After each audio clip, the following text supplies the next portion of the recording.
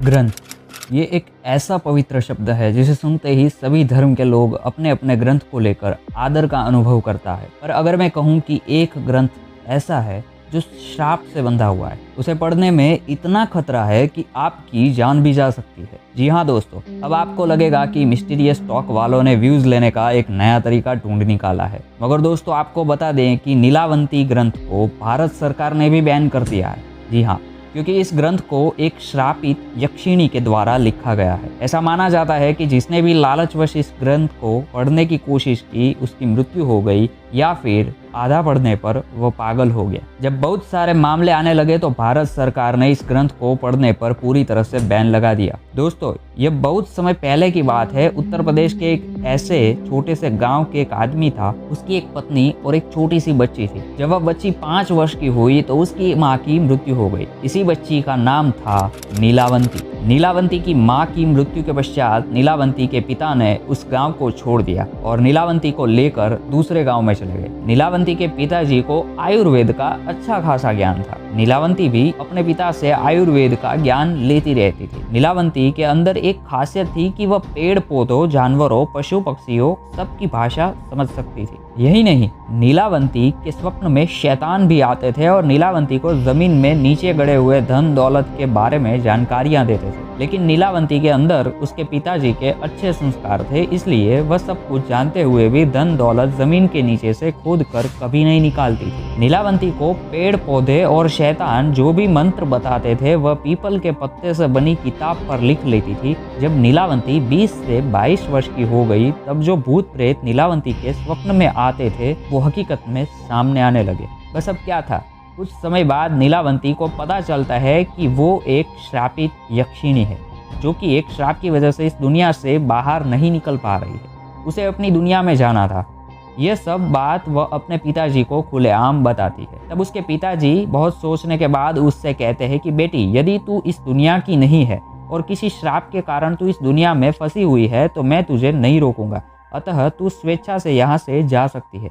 फिर नीलावंती उस गांव को छोड़कर जाने लगी कि रास्ते में उसे एक व्यापारी मिलता है और फिर नीलावंती उस व्यापारी से दूसरे गांव में जाने के लिए कहती है, क्योंकि नीलावंती को एक अच्छी आत्मा ने बताया था कि यहाँ से 35 मील दूर पर तुम्हें एक गांव मिलेगा और उस गांव में तुम्हें एक बरगद का पेड़ मिलेगा। वहीं से तुम्हें अपनी दुनिया में जाने का रास्ता मिलेगा। इसके अलावा तुम्हें अपने रक्त के साथ साथ पशु पक्षियों की भी बलि देनी होगी। इसको ध्यान में रखते हुए वह नीलावंती उस व्यापारी से उस गांव में चलने के लिए कहती है। वह व्यापारी नीलावंती को देखकर मंत्रमुग्ध हो जाता है और कहता है कि मैं तुम्हें उस गांव में छोड़ दूंगा, लेकिन बदले में तुम्हें मुझसे शादी करनी पड़ेगी। नीलावंती ने व्यापारी के सामने मुस्कुराते हुए कहा कि चलो ठीक है, मुझे मंजूर है, लेकिन मेरी एक शर्त है कि रात के समय मैं तुम्हारे साथ नहीं रहूंगी। मैं कहाँ जाती हूँ, क्या करती हूँ, इसके बारे में तुम मुझसे कभी नहीं पूछोगे। व्यापारी ने कहा कि ठीक है, मुझे मंजूर है। उसके बाद वह व्यापारी नीलावंती को अपने बैलगाड़ी में बिठाकर उस गांव में ले गया। फिर शर्त के अनुसार नीलावंती ने उस व्यापारी से विवाह कर लिया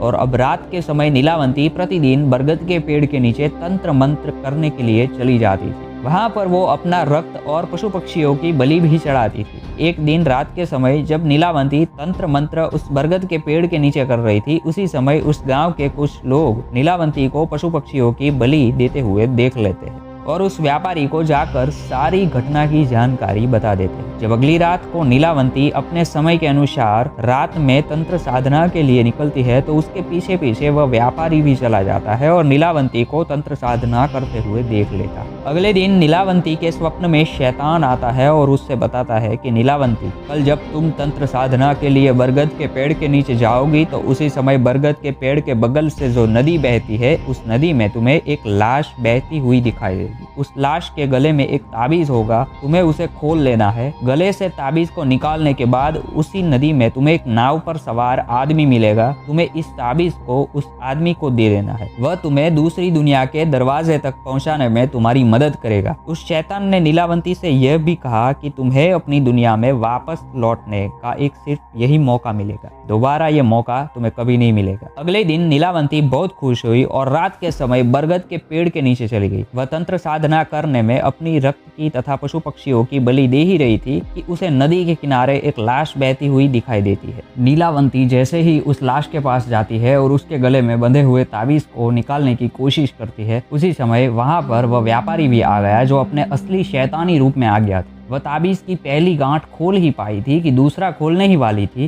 कि गांव वाले वहां आ गए और नीलावंती को नरभक्षी समझकर कहने लगे कि ये दोनों तो शैतान है, ये दोनों तो सभी गांव वालों को मार डालेंगे, अतः इन दोनों को मार डालो। सभी गांव वालों ने अपने अपने हथियार लेकर दोनों को दौड़ा लिया। नीलावती तो बच गई, लेकिन गांव वालों ने उस राक्षस को मार गिराया। राक्षस होने की वजह से वह दोबारा जीवित हो खड़ा उठा, नीलावंती के पास आकर बोला कि तुम मुझे ये किताब दे दो जिसमें तुमने मंत्रों को लिखा है और मुझे कुछ नहीं चाहिए। तब नीलावंती ने सोचा कि यदि यह किताब इस शैतान को मिल गई तो यह दुनिया के लिए अनर्थ साबित हो सकता है। अतः नीलावंती ने उस किताब को श्रापित करते हुए कहा कि जिसने लालच में आकर इस किताब को पूरा पढ़ लिया उसकी तुरंत मृत्यु हो जाएगी, और जिसने इस किताब को आधा पढ़कर बीच में छोड़ दिया वह पागल हो जाएगा। यह कहकर नीलावंती उस किताब को लेकर भाग गई। उसके बाद नीलावंती का आज तक कोई पता नहीं चला कि वह कहाँ गई। उम्मीद है आपको ये कंटेंट पसंद आया होगा, इसलिए अगर आपको ये वीडियो पसंद आए तो लाइक, शेयर और सब्सक्राइब करना ना भूलें।